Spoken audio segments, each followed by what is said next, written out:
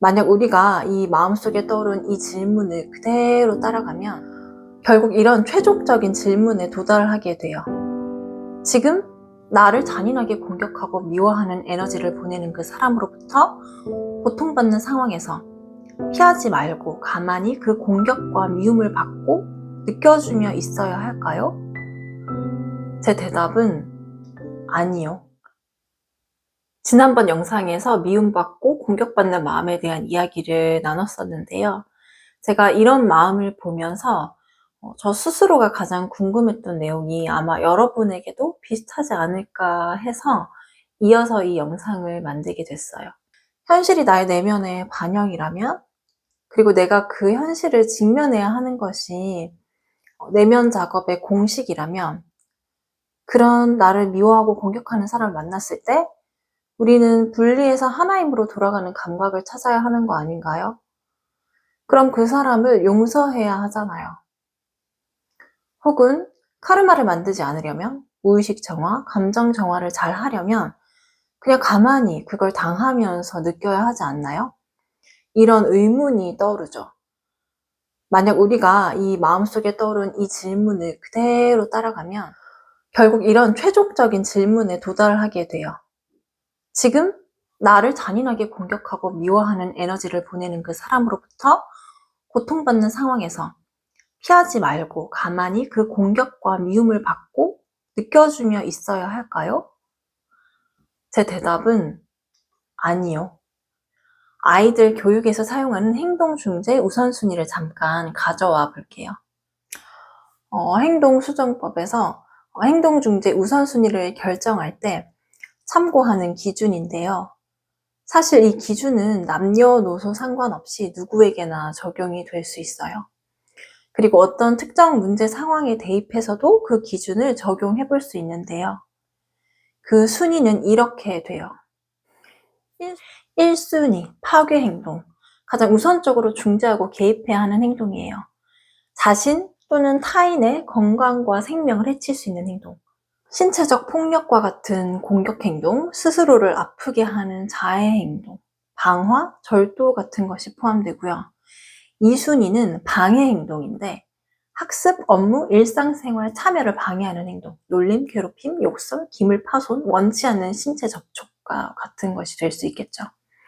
3순위는 경미한 방해 행동이라고 위에 두 가지 범죄에는 속하지 않지만 이 또한 중재가 필요한 행동이에요.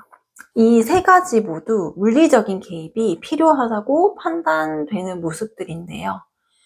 내가 만약 나 자신 스스로에게 혹은 누군가에게, 타인에게서 방금 말씀드린 이 순위들과 관련된 것으로 고통을 받고 있다면 그 행동에는 적극적인 물리적 개입이 필요해요. 여기서 다시 내면 작업의 기본 원칙을 수정해서 말씀드리면 이 나의 내면은 돌아보되 나를 보호하는 액션, 행동은 취해야 한다. 이런 태도가 훨씬 더 마음 이론에 기반한 균형 잡힌 접근 방식이에요. 나 자신 혹은 상대의 문제가 되는 행동에 대해서 이해하고 수용하고 받아들이는 것은 과정이 아니라 결과예요. 과정에서 손을 써야 할 것이 있다면 해야 해요. 나의 생명이나 안전을 위협하는 행동에 대해서 이해해보자 라는 태도는 자비가 아니라 나에 대한 방치에 가깝죠. 반드시 나를 보호하는 이 안전장치를 마련해야죠. 공격적이고 폭력적인 사람은 대개 두 가지 경우로 나누어서 접근하는 방식이 도움이 되는데요. 첫 번째로 이해를 하는 것에 내가 노력을 기울여도 되는 사람. 두 번째로 이해라는 자비를 베푸는 게 나에게도 그 사람에게도 소용이 없는 사람이 있어요.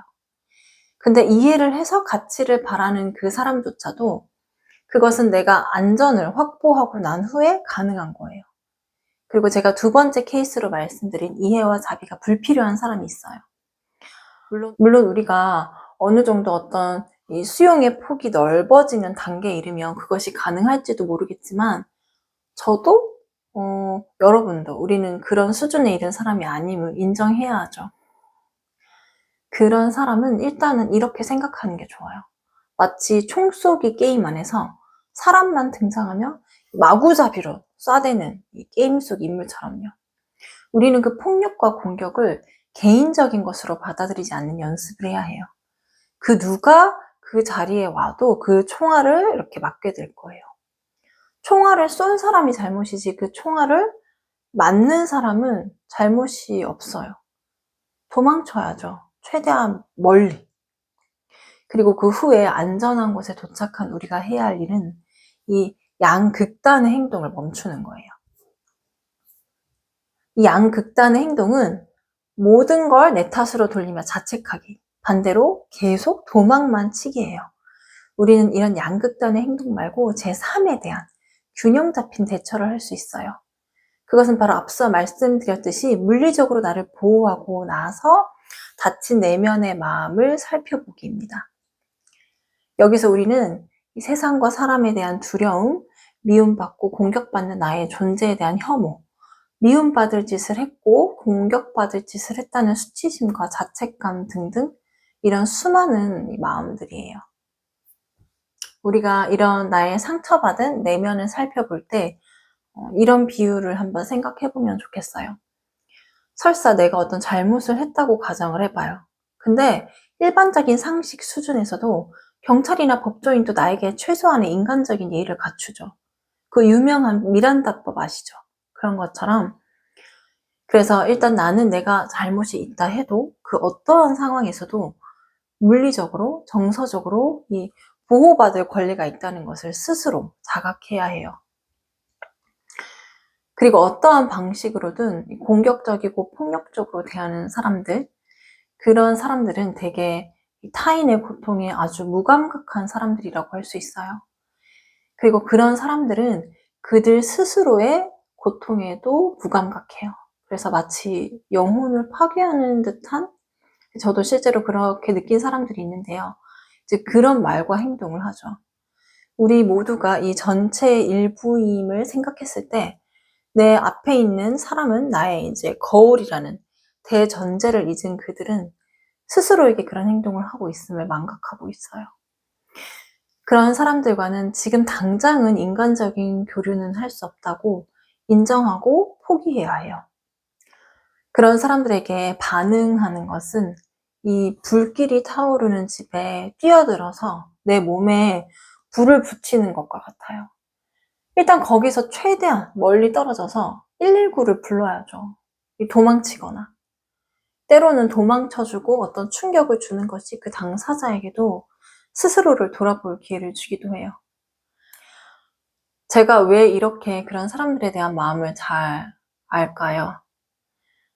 제가 바로 그런 의식 안에 있을 때, 물론 그렇게 극단적인 행동은 아니지만 저의 가까운 사람들이나 가족에게 또 약한 사람들에게 꼭 물리적인 행동을 하지 않았어도 마음속으로 그렇게 하는 일이 많았거든요.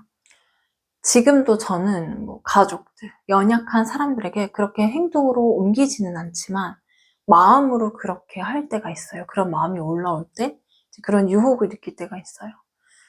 이제 그게 언제냐면 제가 너무 고통스러워서 제 어떤 감정이나 이런 여러 가지 것들에서 무의식적으로 무감각해져 있을 때요.